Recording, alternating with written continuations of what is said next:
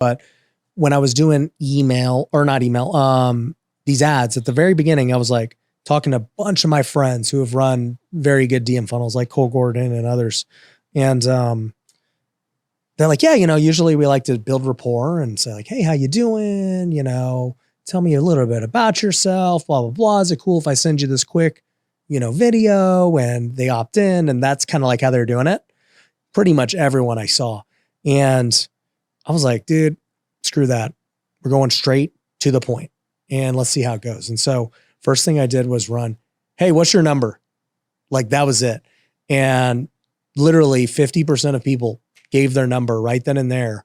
And we got we got half of the remainders just from like an actual conversation after or a follow-up, right? I love that. And then now I'm testing, hey, watch the video. So that's, we're seeing how that compares because, asking just for the number is going to get more numbers, but which one's going to have a higher ROAS, we'll see. But it's just interesting because like when you do have a personal brand, you can just straight up do things different than everyone else. Yeah.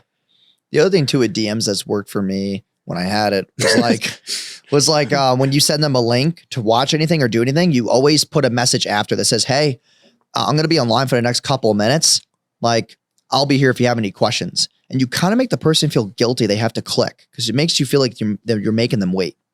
That's been a thing that really helped me out a ton was like, hey, I'll be online for the next couple of minutes. I have a meeting, shoot me over your feedback in the next 10 minutes. I'll be here for any questions. It makes them feel guilty. Yeah, we always just put a question at the end of just like, let me know what you think of the video. Or if I'm just asking for their phone number, hey, what's your number? I'm going to get somebody with my team to call you. Oh, yeah. Dude, I was going to tell you to do that. Yeah. Yeah. Because then speed delete, dude. That'll crush. Hell yeah. Yeah. Because I was the girl who told me about Dan Henry linked me up with her. Dan's cool. Yeah. He's interesting. You both remind me of similar people. So like all the digital marketers just remind me of like the same thing. I'm like, where did these guys come from? How did they grow up? I'm so curious. And then Dan's like, yeah, I worked at Pizza Hut for 10 years. And I'm like, oh, okay. That makes sense. That doesn't surprise me one bit. But he's going to come on the show too.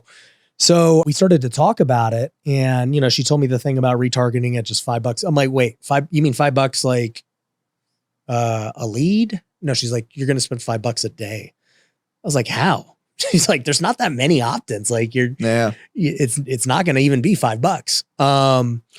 But anyways, I was telling her about the case study I did. And she was like, just ask them for their number then. Like, don't even mess around with trying to make them watch a video or anything. I was like, all right, let it rip. Let's see what happens.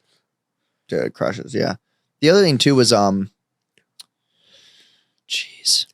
with the DMs, you're going to get a lot of followers. Yeah. And like what I would maybe suggest is I heard Instagram might be doing an update where they let you send more DMs. So like having a cold outreach team to then be able to DM all the people who follow you, but don't answer you like, because right now you can only send like 50 cold outbound. Yeah. Yeah. We don't do any cold outbound, but we generate hundreds and hundreds of email or inbound a day. And then also like I don't know if you use with the comments where people comment, you could DM them. That shit works really, really well. Yeah. Yeah. Somebody was telling me to get them to comments better. Because they're committed to the post. And if they commit to that, you're getting that small, it's kind of like sales. You're getting a small yes already. Like a small yes commitment. And then you're like, hey, do I have permission to message you? And then they answer in the reply of the thread. Also, what you're doing though is that you're boosting the page, like you're boosting the post. Right. So when they comment, you reply, and then they reply again. It just keeps boosting the post. It gets more views, and then that's what Dan was telling me. He's got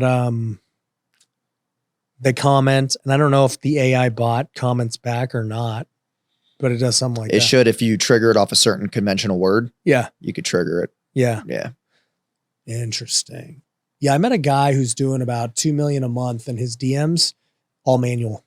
He doesn't want to use what the hell. He just has like 20 VAs, and he doesn't want to use that's wild. Any of that because he doesn't want to risk anything. And he also is like a believer in. Now, granted, he's not a personal brand or anything. It's just like a company page, and he doesn't want to use, or he wants it to feel real, like instead of just I got it instantly, like this thing where it's clearly automated. Also with that $5 a day ad you were talking about, what you can also do is you take all the opt-ins and you could retarget 5 too and send them to low ticket. And then other people who buy low ticket, you do 5 and send them somewhere else. So you scoop them up as you go. You're creating these different buckets of people. Like we have, I have a free training funnel that we run that gets like $4 an opt-in. And like what I do is all the $4, I just retarget them and they go to book a call straight to calendar or they go to low ticket.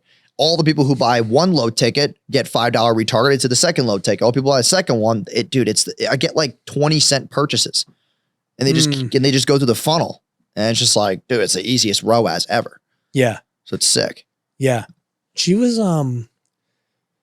let's talk about ROAS actually, because this is an interesting topic.